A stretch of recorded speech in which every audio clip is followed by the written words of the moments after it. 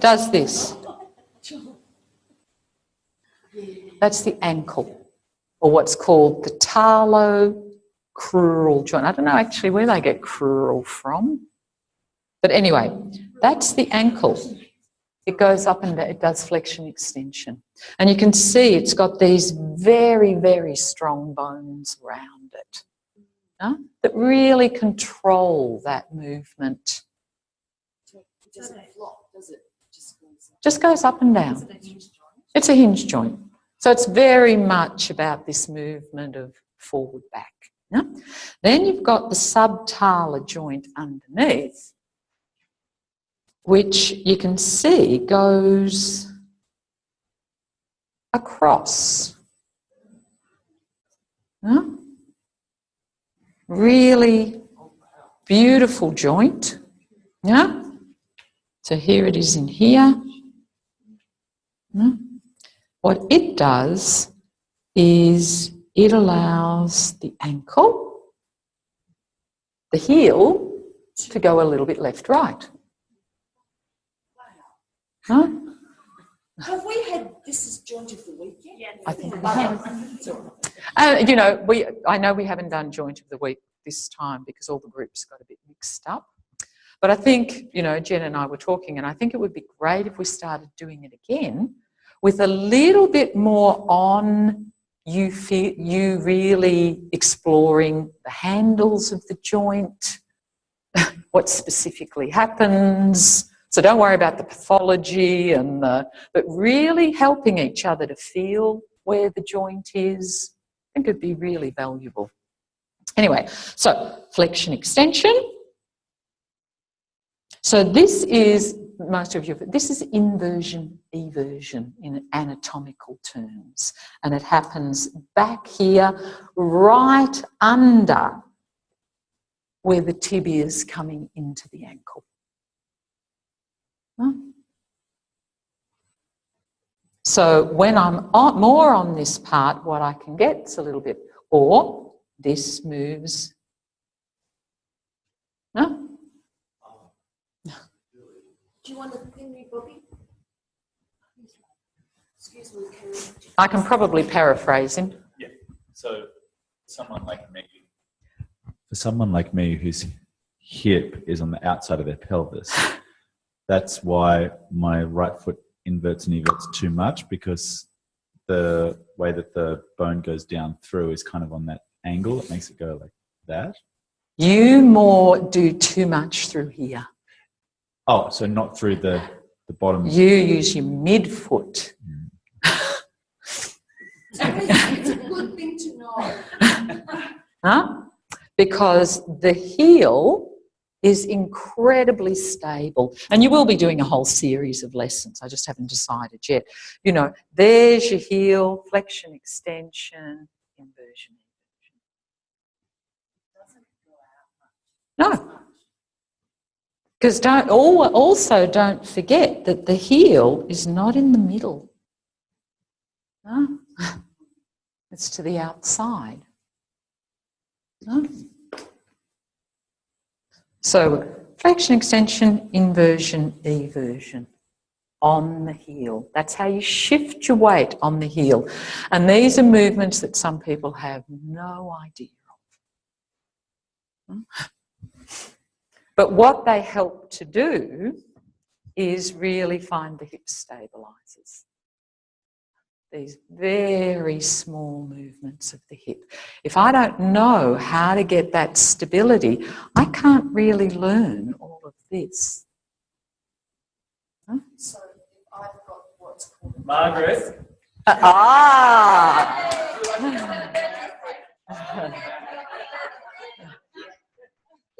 I love Did you enjoy that? I love you. That's me function. You just got it. Thank you, Martina. I have a collapsed left foot, and this fascinates me because my left hip, and I'm supposed to wear orthotics and blah-de-blah, and I've been fascinated with how that moves and why. What what do they say? They say collapsed arch, but it's not my arch No, it's that's not collapsed. arch. It's to do with my ankle, which got turned and rolled and rolled and rolled in the hip. Thank you. And I have no yes, thank you. Exactly. So, Huh? yeah. So again, these movements of the heel really help to clarify forward back of the hip and right left of the hip. Because that's the plane that the ankle's moving in. Does that mean if you don't use your foot, you have to brace your hip? Yeah. Okay. Brace Brace. Yeah, you brace. your hip. Something has to come in if you haven't got the stability. And it's also remembering, once I know it, once I know the connection from my heel to my hip, then I can lift my heel, but my heel is actively involved. Huh? Anyway, that's a whole nother thing. Okay, then you've got the midfoot. The midfoot is where pronation supination happens. So when they talk about you've got a pronated foot or a supinated foot, when you go and get all these orthotics, it's not pure pronation supination because they include this in their idea. Yeah, but in anatomical terms, that's inversion, eversion, and all of these joints through here give pronation, supination. It's a rotation. Pronation, supination is a rotation. Huh?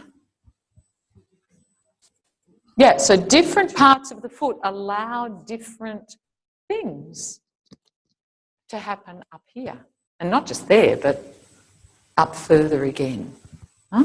So the foot's just designed for all these different planes to happen depending on where we are on our foot.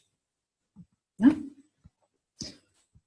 So what we're doing is we're getting the heel, so we get the heel-hip connection. So often I'm everting, often, the heel. That's eversion. The heel to the outside to get someone, yeah? Because their foot will often lie a little, yeah? Oh, and that's outside.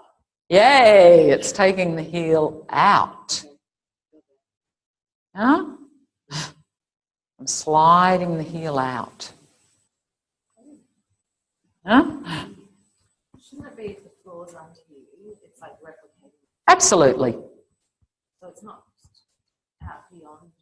It's not out there It's just that it's further out. where a lot of people would naturally have it. Yeah? So I've got that. Once I've got that, I don't then let it go. I don't then hold it and then soften my grip and go and find this one. I've got the heel and the hip. And once you've got that, even if someone's leg is heavy, a little bit heavy, if you can find that, their leg will be lighter because you have evoked in their brain, absolutely, a different organisation. You're asking for something different in their brain. Yeah? So I've got that, I've got that. Then this hand, if I'm doing it from here, this is where this movement happens. So I'm combining, if you like, little bit of that with that, depending on what the person needs. So I have got this in a block. My hands are virtually saying, I'm just going to hold this for you. You can feel so secure. Huh? That's what I mean. I've taken the foot out of the equation at this point. Yeah? So I've got that. Then I've got the hip. Then, now what some of you are doing, because you haven't got this clear, is you're just sort of, and you're pushing them up and down. That's absolutely fine. Sometimes that's what we're looking for. How do you go up? How do you go down? How do you go up? That's totally different, though, to weight bearing. So if someone wants to lie on the table, I'll just give you a demo. Yeah, Carol, you're fine.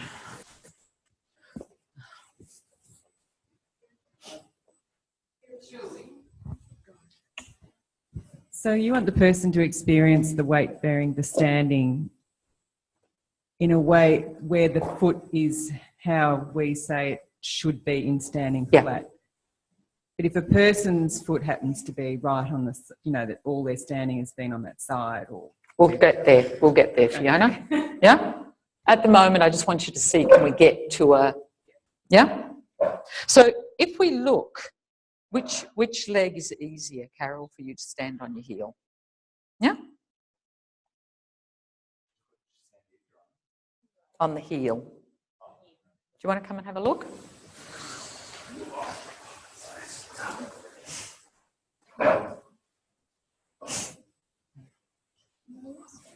Look at her head, where her head is.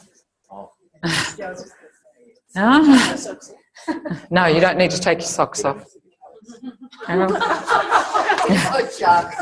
So it's interesting because, you know, if I was just going to be observing Carol, I would probably say that would be, that would be an easy, what's the one that you just played with?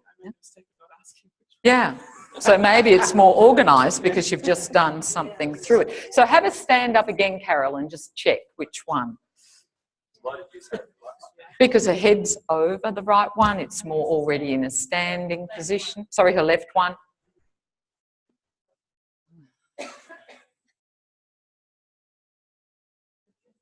She doesn't know. Well, because I've still got the pressure over the front, so it's... And then do your right one.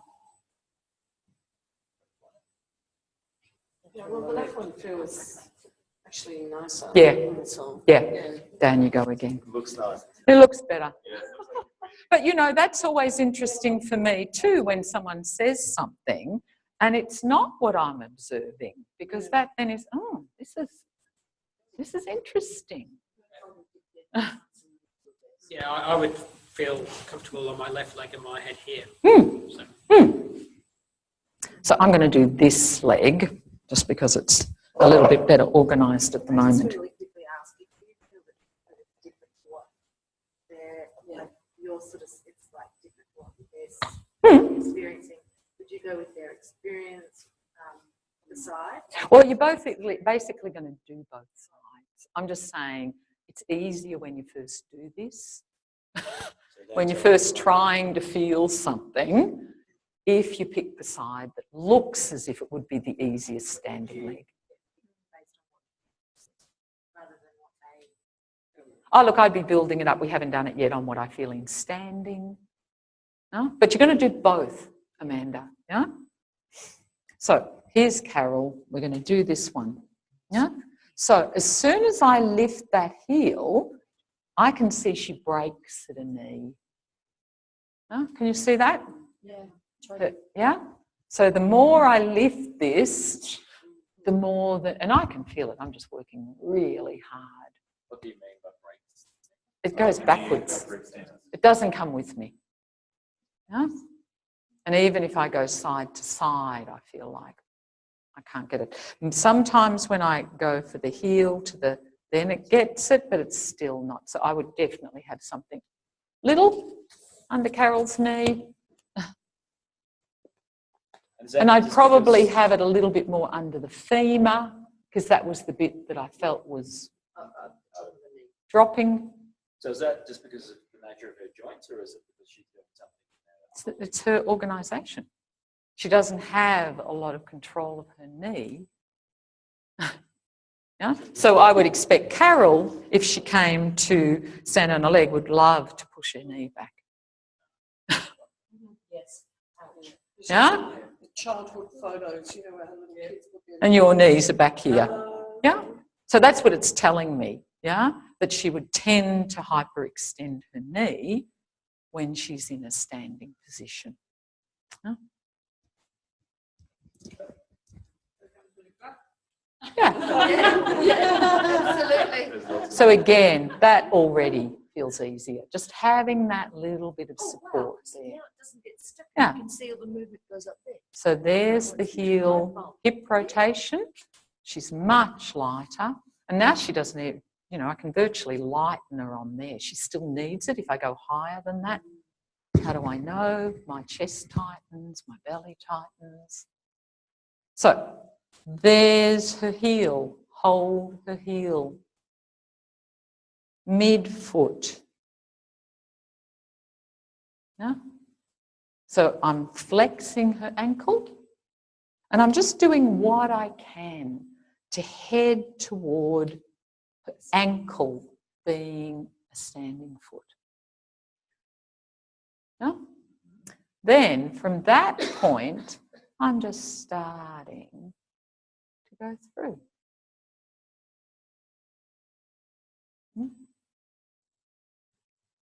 And I didn't, it's just like as soon as I thought left, I just automatically go, I need the leg in a different position. Huh?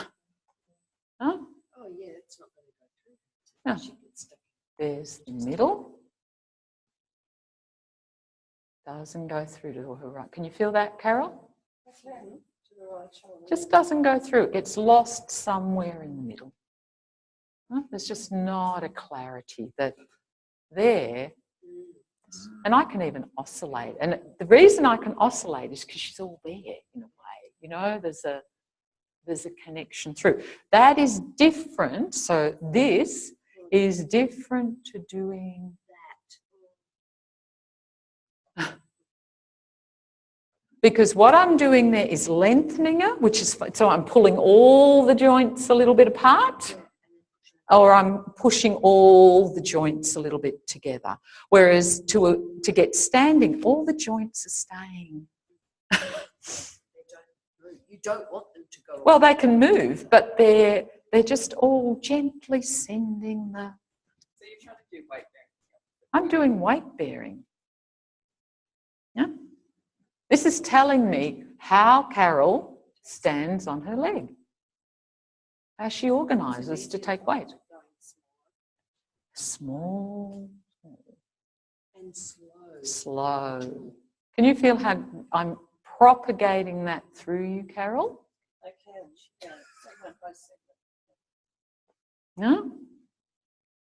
Propagating it through. Now, one of the interesting things that I do here, and Arlene and I have heaps of arguments about this. It's great. I love it. Is when I do this, I don't think so much of the spine. Even though I know that's where the force has to go through, I'm thinking more of a great big cylinder in here. Yeah? Because the whole cylinder has to organise to take weight. It's not just the spine. You're saying you're thinking A big 3D shape. more than a, okay, let's picture every little. Yeah. Yeah. Yeah? Yeah, thank you. Because I'm not Huh? And Arlene thinks that. Yeah, she absolutely thinks that I've got to be thinking of the vertebral. And I can do that, you know, if I think through. But for you at the moment, no, I can get, there's the front of the vertebral bodies. I'm now going through the vertebral bodies. Now I'm going to go through the back of the spinous processes. So I'm a little bit further back. So once you can get, but I don't want you to feel you have to do that yet. All I want you to do is to feel, can I feel through the torso? To a shoulder or to the head? To the head? So I'm always doing all of, and see how automatically when I do that, I turn the heel out more.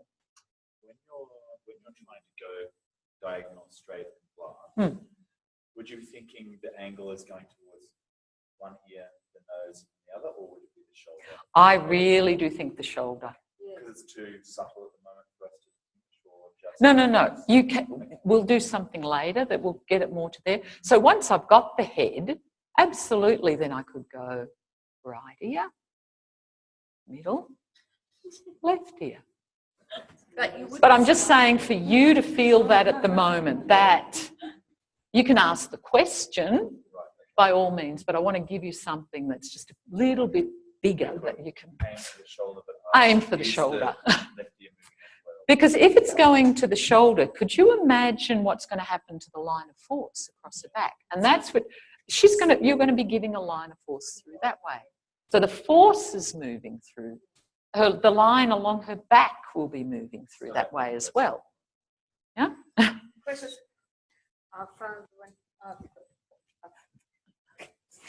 found when I had one hand cupped and then had my thumb in different parts underneath the foot, that the force traveled very different. Absolutely.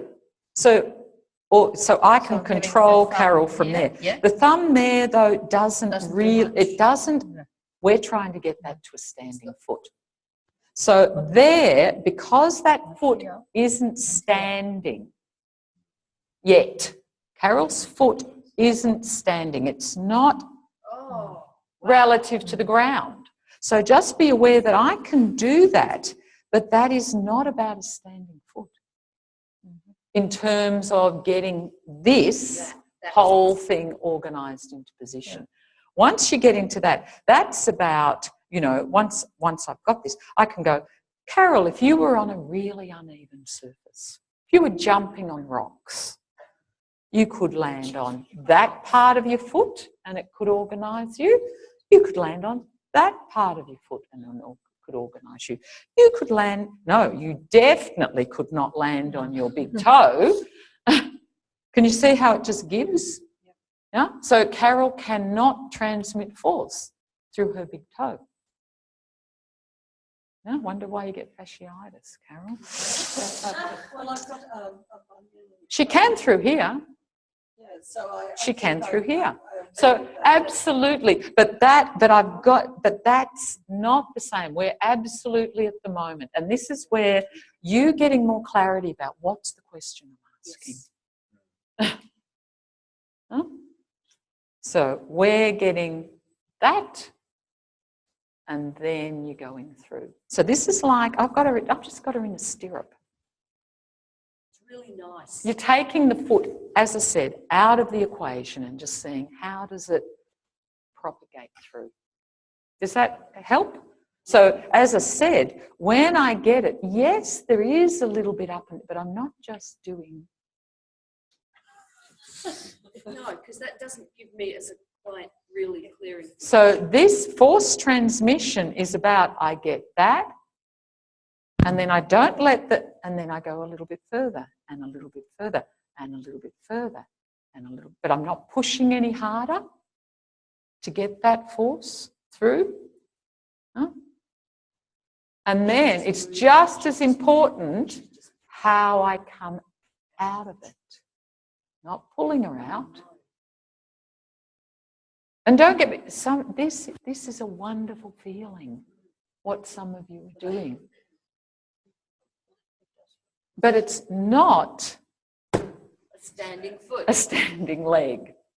Yeah? So if we do this again, Carol. Huh? And this is my assessment. Oh, Carol, that bit's not there. She doesn't know that. This is my assessment. I'm not trying to change it. I'm assessing. I'm just going, oh, that's not there. That's there. That's there. Now, isn't that interesting? Something in her self-image around that area. How surprising.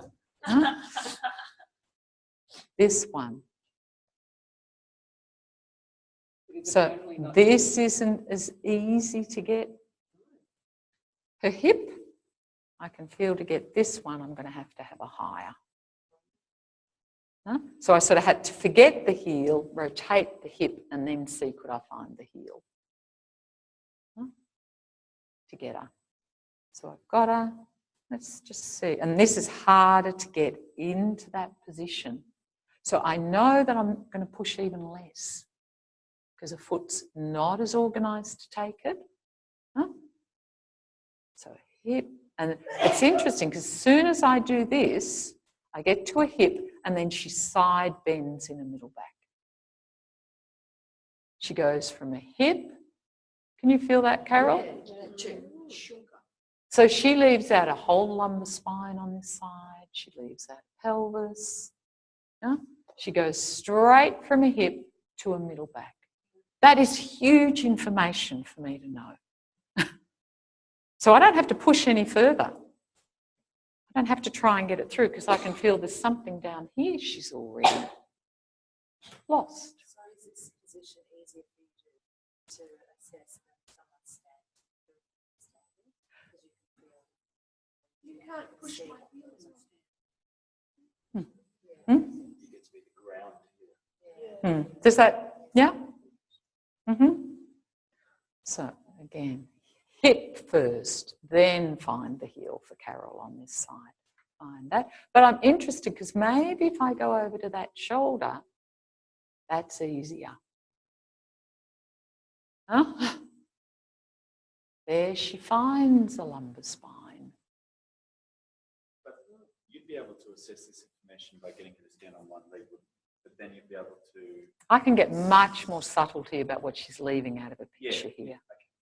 Yeah? And we'll do it another slightly different way. As I said, I'm just trying to see if you can find standing foot first. How to stand, Carolyn, see how that feels. Just simply by giving someone standing foot, what happens?